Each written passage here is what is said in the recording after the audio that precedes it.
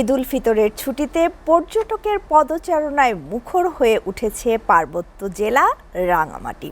হ্রদ আর পাহাড় ঘেরা প্রাকৃতিক সৌন্দর্যের লীলাভূমি এই জেলায় প্রতিদিন দেশের বিভিন্ন এলাকা থেকে আসছেন হাজারো পর্যটক।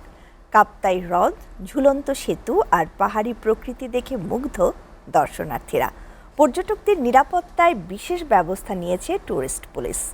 রাঙামাটি থেকে মোহাম্মদ সোলাইমানের প্রতিবেদন। ঈদের সরকারি ছুটি শেষ হলেও এখনো কাটেনি আমেজ। ঈদের আনন্দ ভাগাভাগি করতে মানুষ ছুটে আসছে হ্রদ পাহাড়ের দেশ খ্যাত রাঙামাটিতে। ব্যস্ত জীবনের ক্লান্তি কাটাতে মানুষ ছুটে বেড়াচ্ছে পাহাড়ি প্রকৃতির মাঝে। ঝুলন্ত সেতু, Polwel park, Aranyak resort, Sajek valley ঘুরে দেখার পাশাপাশি কাপ্তাই হ্রদে নৌ ভ্রমণ করে আনন্দে মেতে উঠেছে দর্শনার্থীরা। বাংলাদেশের প্রতিটা মানুষ এখানে এসে এই জীববৈচিত্র্যের সঙ্গে, জনজীবনের সঙ্গে আমার মনে হয় একাত্ম হওয়া উচিত। প্রাকৃতিক পরিবেশ আমার অনেক ভালো লাগছে। আমরা সবাই ফ্যামিলি মিলে অনেক আনন্দ করছি।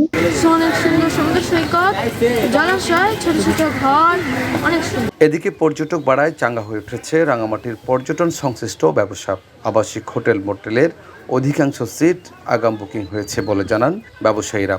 পর্যটকদের নিরাপত্তায় কাজ করছে ট্যুরিস্ট পুলিশ। এই আগামী ছুটির দিনগুলোতেও আশানুরূপ রাঙামাটিতে পর্যটক আগমন করবে এবং আমাদের কাঙ্ক্ষিত অনুযায়ী, লক্ষ্যমাত্রা অনুযায়ী আমাদের রেভিনিউ আয়। আমরা তাদের নিরাপত্তা বিধান করছি এবং আমরা তাদের পাশে আছি। আশা করছি তারা সুন্দর এবং সুস্থভাবে বিনোদন করে। মধ্যপ্রাচ্যের যুদ্ধের ফলে জ্বালানি তেল সংকটের কারণে পর্যটকের সংখ্যা প্রত্যাশার চেয়ে কিছুটা কমেছে বলে জানান ব্যবসায়ীরা।